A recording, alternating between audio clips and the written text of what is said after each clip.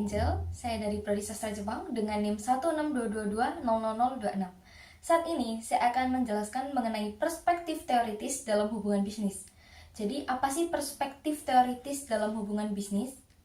Nah, perspektif teoritis dalam hubungan bisnis ini adalah sebuah metode yang digunakan untuk memahami dan memeriksa interaksi pelanggan dan bagaimana hubungan pelanggan dengan perusahaan dapat memengaruhi kegiatan perusahaan itu sendiri.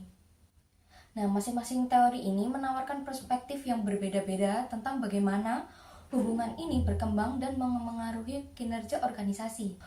Dari pendekatan teoritis, ada dua fokus. Fokus yang pertama yaitu hubungan antar perusahaan, yaitu supplier dan pelanggan. Fokus yang kedua, hubungan antar konsumen yang membeli dan menggunakan jasa. Biasanya ini tuh bergerak di bidang pemasaran.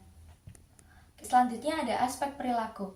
Aspek perilaku itu sebuah tindakan untuk meningkatkan loyalitas pelanggan terhadap supplier yang merangsang emosi, motivasi, dan sikap individu serta proses psikologis di dalam diri setiap individu itu sendiri.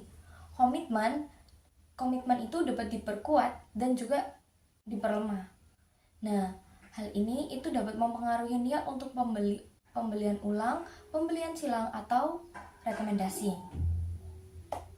Nah, konsep munculnya komitmen dan loyalitas ini udah muncul mulai tahun 2008 yang dinyatakan oleh Hanberg dan Byrne. Ada 3 teori. Teori yang pertama yaitu teori pembelajaran, teori yang kedua teori risiko yang dirasakan, teori yang ketiga yaitu disonansi. Selanjutnya ada investasi terkait hubungan bisnis.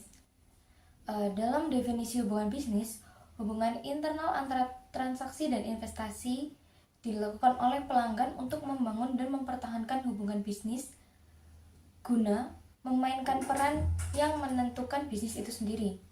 Jadi, apa sih investasi itu? Nah, investasi merupakan penerimaan kerugian tertentu yang diterima saat ini untuk mengantisipasi keuntungan yang tidak pasti di masa depan. Ada 4 faktor yang memengaruhi dalam pendekatan ekonomi untuk menjelaskan loyalitas. Yang pertama, kekhususan lokasi. Yang kedua, kekhususan aset fisik. Yang ketiga, kekhususan aset khusus. Yang keempat, kekhususan aset manusia. Nah, komponen-komponen yang termasuk dalam biaya pengeluaran menurut Saab pada 2007 ada 3, yaitu biaya penghapusan, biaya pencarian, dan biaya penyiapan. Oke, di dalam sebuah bisnis kita tentunya membutuhkan komitmen.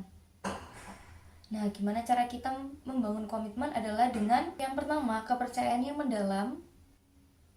Yang kedua, yaitu perilaku oportunistik. Oke, selanjutnya adalah atribut ekonomi dari hubungan bisnis.